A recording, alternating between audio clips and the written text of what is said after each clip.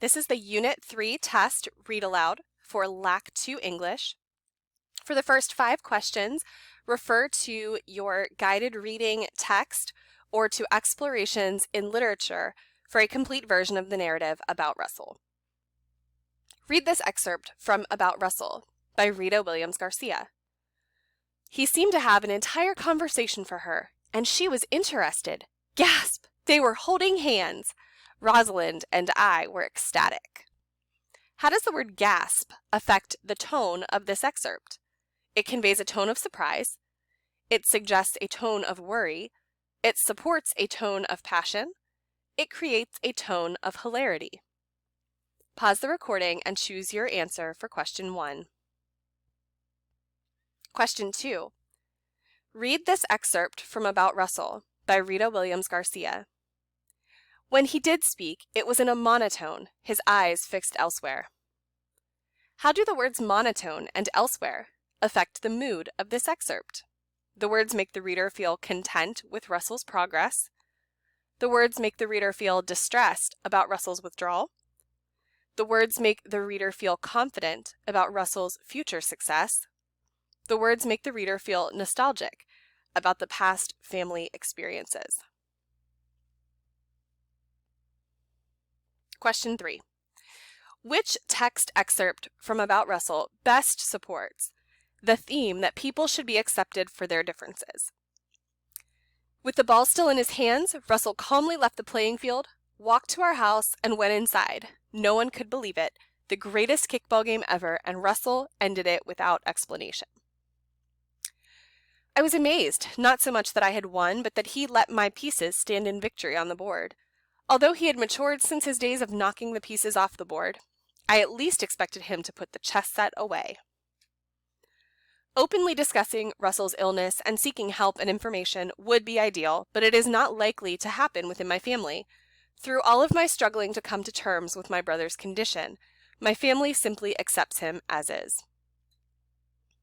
All of Russell's prospects were far from his grasp, physically and mentally. He stopped running. Ideas did not occur to him as far as we knew. Reading was replaced by watching sci-fi TV shows. Further and further, Russell slipped away, unable to make eye contact or hold a conversation. Question 4. One theme of About Russell by Rita Williams Garcia is that mental illness can be challenging, but it does not sever ties between family members. Which detail best explains how the author develops this theme over the course of the text? The author stays connected to her brother in one way or another throughout their entire lives. The author's brother shows signs of mental illness early on, but never abandons his family. The author's parents never accept that their son has a mental illness, but instead remain close to him. The author and her brother eventually drift apart despite her efforts to help him. Pause the recording and choose your answer to question 4. Question 5. Which quotation from the text best supports the conclusion that Russell's mental illness has not severed family ties? When I see others making strides in science and technology, I tell myself, Russell could have thought of that. Openly discussing Russell's illness and seeking help and information would be ideal, but it's not likely to happen within my family. He looked up in time as we crossed towards him and said, "Happy birthday, little sister." I smiled and said, "Hey, Russell." When he wasn't being obstinate, he was the opposite, sharing what he knew, especially with me, his little sister. Please pause the recording and finalize your answers for questions 1 through 5. For questions 6 through 10, you can refer to your guided reading or to Explorations in Literature for a complete version of the narrative, Mother Tongue. Which statement best expresses the theme of Mother Tongue? By Amy Tan. People make inaccurate judgments about others based on the way they express themselves through language. The best way to understand someone's true abilities is to listen to him or her use language. It is possible to know someone's true capabilities based solely on his or her use of language. Anyone who judges others based on their use of language must be willing to hold himself or herself to the same standard. Please choose your answer to question 6. Question 7. Read this excerpt from Mother Tongue by Amy Tan. Just one time, it was a call to her stockbroker in New York. She had cashed out her small portfolio, and it just so happened we were going to go to New York the next week, our very first trip outside California. I had to get on the phone and say in an adolescent voice that was not very convincing, "This is Mrs. Tan." And my mother was standing in the back whispering loudly, "Why he don't send me check, already 2 weeks late. So mad he lied to me, losing me money." Then I said in perfect English, "Yes, I'm getting rather concerned. You had agreed to send the check 2 weeks ago, but it hasn't arrived." How does this detail develop theme? It explains why the author's mother was not able to speak fluent English. It depicts how the author was embarrassed by her mother's use of English. It reveals why the author felt frustration with her mother, or it supports the idea that people judged the author's mother based on her language. Please pause the recording and choose an answer to question 7. Question 8. Read this excerpt from Mother Tongue by Amy Tan. I believed that her English reflected the quality of what she had to say. That is, because she expressed them imperfectly, her thoughts were imperfect. How does this detail develop the author's theme? It describes the author judging her mother based on her language. It reveals how the author currently feels about her mother. It depicts how other people thought about the author's mother, or it shows how the author's mother thought of herself. Question 9. Consider the anecdote from the CAT scan. Quote, "We used a similar routine just 5 days ago for a situation that was far less humorous. My mother had gone to the hospital for an appointment to find out about a benign brain tumor a CAT scan had revealed a month ago. She said she had spoken very good English, her best English, no mistakes. Still, she said the hospital did not apologize when she said they had lost the CAT scan and she had come for nothing. She said they did not seem to have any sympathy when she told them she was anxious to know the exact diagnosis, since her husband and son had both died of brain tumors. She said they would not give her any more information until the next time, and she would have to make another appointment for that. So she said she would not leave until the doctor called her daughter. She wouldn't budge, and when the doctor finally called her daughter, me, who spoke imperfect English, lo and behold, we had assurances the CAT scan would be found, promises that a conference call on Monday could be held, and apologies for any suffering my mother had gone through for a most regrettable mistake." How does this anecdote develop the author's ideas about language? It illustrates how people who have medical knowledge are insensitive to patients. It shows that language one uses can have real and important consequences.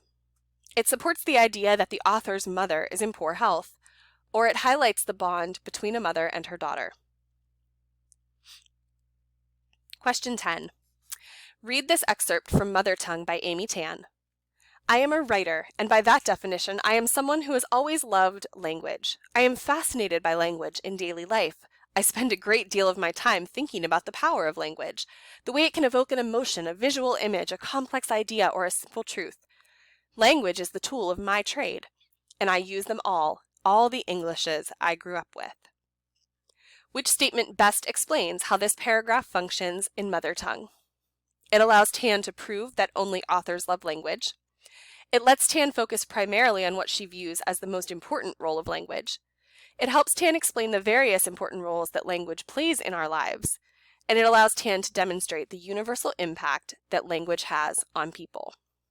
Please pause your recording and finish your questions 6 through 10 from Mother Tongue.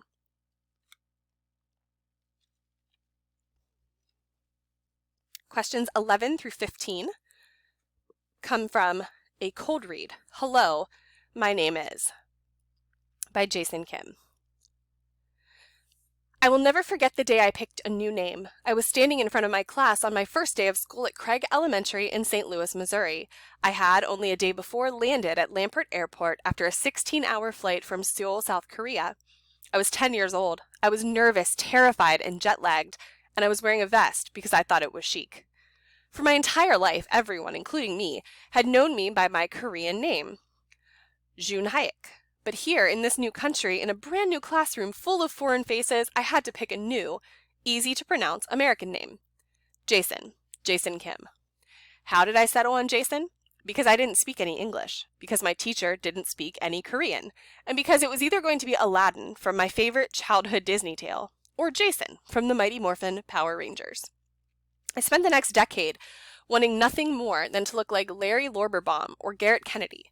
I still vividly remember my first time at recess, a confusing experience for several reasons, in large part because hanging off monkey bars and making each other cry during dodgeball were not educationally sanctioned activities in Asia. What was so fun about waiting in line, running up the steps, or going down a tiny slide over and over again? What was the value of sprinting after a classmate, like a person with rabies, screaming, "Tag!" Why didn't anyone look, sound, or act like me? I spent most days at recess sitting alone on the sidelines eating the special snack my mother packed. The snack, a rice cake or piece of candy from Korea, was always accompanied by a note, usually a joke, and sometimes embellished with a drawing, which often looked like an abstract painting when it was meant to be a sketch of our beloved deceased poodle. A month had passed when a teacher finally tapped me on the shoulder. "Are you okay, sweetie?" Before I could answer, another teacher rang out, "Maybe he likes sitting alone. Maybe that's the Asian way." But in truth, I wanted to participate. I wanted to run up to Timmy like a crazy person and yell, "You're it!" I just didn't know how. Outside on the playground, sitting alone at recess, I learned to hate being Asian. I wanted desperately, more than anything, to be white. I immediately forced my parents to stop calling me June Hayek at home. I named myself after some guy in a live-action children's television series, and by God, they were going to call me by that name. I got rid of my fitted vest for loose-fitting basketball jerseys. I bought tickets to an Incubus concert and threw away my K-pop CDs. I stopped reading Korean children's books in order to figure out what the heck was going on with James and his giant peaches. At the dinner table, I committed the two worst sins a Korean son could possibly commit. I stopped speaking Korean, and I stopped eating Korean food. My parents would try to talk to me over a bowl of kimchi stew, and I would pout and ask in English if we could order the Meat Lovers pizza from Pizza Hut. For my 11th birthday, my mom made me my favorite Korean dish, ojing unbakam, spicy stir-fried squid, and I looked at her with disdain as I declared, "This is disgusting." The next day for dinner, she made me a cheeseburger. I promptly told her it tasted inauthentic and made her drive me to McDonald's. Oh, and no more snacks, either, unless they were artificially flavored and made by Kraft. I was a heinous child. Sorry, Mom. I graduated from high school and moved to New York City for college, where my primary goal was to blend in, but more and more my friends wanted to know about all the things that made me uncomfortable in the Midwest. To them, being an immigrant made me interesting. At dinner parties, people would fawn over my Korean food and ask for my mom's recipes. They even wanted to know about my childhood in Seoul. And at karaoke, people were genuinely excited that I could sing both Girls' Generation and Natalie Imbruglia's Torn. All of a sudden, being different was an asset, not a risk. In New York, I didn't have to be ashamed about being an Asian immigrant. I could be ashamed about everything else in my life. A year after I finished graduate school in playwriting, almost 2 decades after I'd landed at Lambert Airport, Jenna and Lena cast me as an Asian American graduate student on the 4th season of Girls. Almost immediately after the episodes aired, I began receiving emails, tweets, and Facebook messages from young Asian American writers, actors, and performers who were excited to see a fellow Asian face on TV. I was shocked. How could this be? I appeared on the show for like a millisecond, and my Beyoncé sweatshirt was definitely doing more work than I did on screen. It was a genuinely baffling thing to think that anyone could look at my very Korean face and feel a sense of connection, much less react in a positive way to the features I hated about myself for so long. We are at the point in our culture where people are finally beginning to talk about Asian identities in the media. I have not been at the forefront of these issues. I have been crouching in the back, hiding in the corner, watching people like Margaret Cho, Daniel Dae Kim, Ali Wong, George Takei, Constance Wu, and Aziz Ansari courageously speak up about the various issues that Asian Americans face in Hollywood. The issues existed both in front of the camera and behind the scenes. There are barely any roles written for Asian actors, and in general, the roles that can be played by a person of race do not tend to go to Asian actors. Worst of all, the few roles that should go to Asian actors, some very high profile, are being portrayed by white actors.